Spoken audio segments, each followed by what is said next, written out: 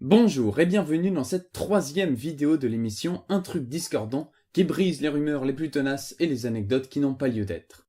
Aujourd'hui je vais m'attaquer à un sujet plus léger que d'habitude avec la question suivante: Guillotin, l'inventeur de la guillotine, est-il effectivement mort guillotiné? Vous verrez, la réponse est bien plus complexe que vous l'imaginez, et en tout cas, croyez-le ou ne le croyez pas, la première fois qu'on m'a dit que Guillotin était mort guillotiné, je me suis absolument pas dit, mais juste un truc.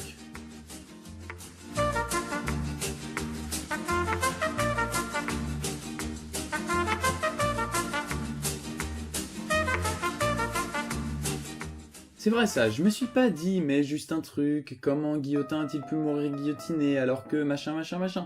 Non, là y a pas de soupçon à avoir, il a très bien pu mourir guillotiné.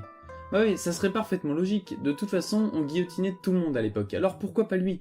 On a guillotiné Louis XVI, on a guillotiné Marie-Antoinette, on a guillotiné Robespierre, alors pourquoi on n'aurait pas guillotiné l'inventeur même de la guillotine?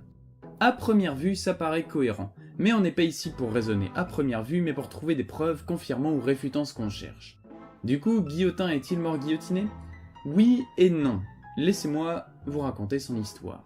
Déjà, passons très brièvement sur ses débuts. Joseph Ignace Guillotin naît le 28 mai 1738 à Saintes, fait sa scolarité chez les jésuites, puis les quitte pour faire des études très poussées de médecine, et ensuite exerce longtemps pour devenir un médecin de grande renommée. Truc amusant, il se marie le 14 juillet 1787, soit pile poil 2 ans avant la prise de la Bastille, et en 1788, à 50 ans, il lance sa carrière politique en participant à la rédaction d'une pétition en faveur du tiers-état et devient député l'année suivante, ce qui nous amène à notre sujet. À cette époque, il y a quelque chose qui turlupine notre cher Guillotin, c'est qu'il trouve les peines de mort trop cruelles et surtout trop inégales. Laissez-moi vous donner quelques exemples. Les nobles sont décapités au sabre, les voleurs de grands chemins sont roués en place publique, les régicides et criminels d'État sont écartelés, les faux monnayeurs sont bouillis vifs, les hérétiques sont brûlés et les domestiques voleurs sont pendus. Selon Guillotin, ils devraient tous être tués rapidement et sans souffrance et surtout de la même manière. Le 1er décembre, il prononce un discours sur le code pénal à ce sujet. Il dit: la loi, soit qu'elle punisse, soit qu'elle protège, doit être égale pour tous les citoyens sans aucune exception. Les délits du même genre seront punis du même genre de supplice, quel que soit le rang et l'état du coupable. Dans tous les cas où la loi prononcera la peine de mort, le supplice sera le même, et l'exécution se fera par un simple mécanisme. Les députés ne sont pas tous d'accord, mais bon, ils retiennent la proposition dans un coin de leur tête. En 1791, Louis-Michel Lepelletier de Saint-Fargeau propose à l'Assemblée nationale l'abolition de la peine de mort, soutenue par d'autres abolitionnistes, dont Voltaire, Mirabeau et même Robespierre. Oui, Robespierre a déjà été pour l'abolition de la peine de mort, c'est un comble. La proposition est rejetée massivement par l'Assemblée, mais celle-ci décrète que, dès à présent, la peine de mort ne sera plus que la simple privation de la vie, donc sans souffrance. Quelques mois plus tard, on inclut dans le code pénal que tout condamné à mort aura la tête tranchée. C'est une victoire pour Guillotin car les condamnations à mort sont maintenant égales pour tous, rapides et sans souffrance. En 1792, Guillotin est déterminé à en finir avec son histoire de décapitation mécanique, une affaire qui semble traîner en longueur. Heureusement pour lui, il a de son côté le bourreau de Paris, Charles-Henri Sanson, qui est lui aussi déterminé à arrêter de faire souffrir les condamnés. On donne à Antoine Louis, le médecin du roi, la mission d'élaborer la machine à décapiter.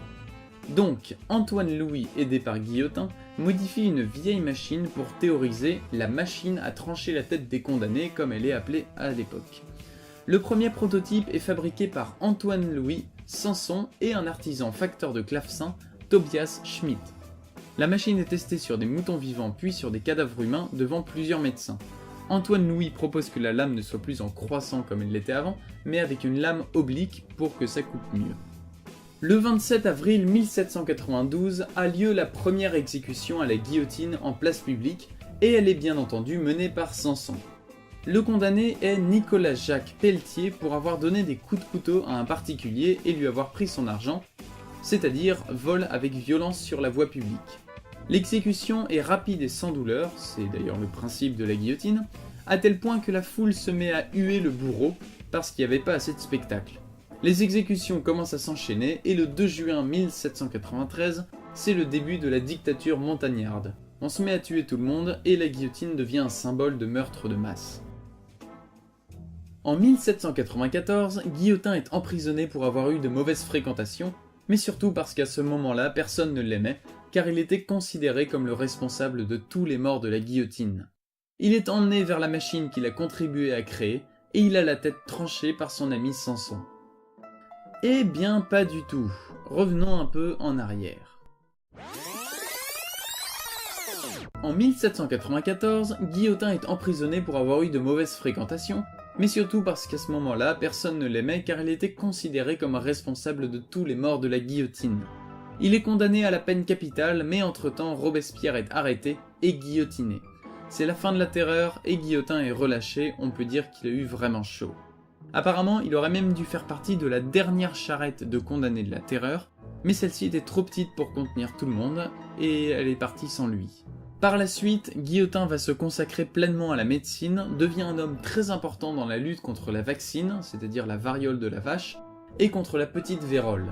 Il aide grandement à démocratiser la vaccination qui devient rapidement obligatoire pour certaines classes de population, puis pour tous les citoyens, et il convainc même l'Église d'en faire la publicité.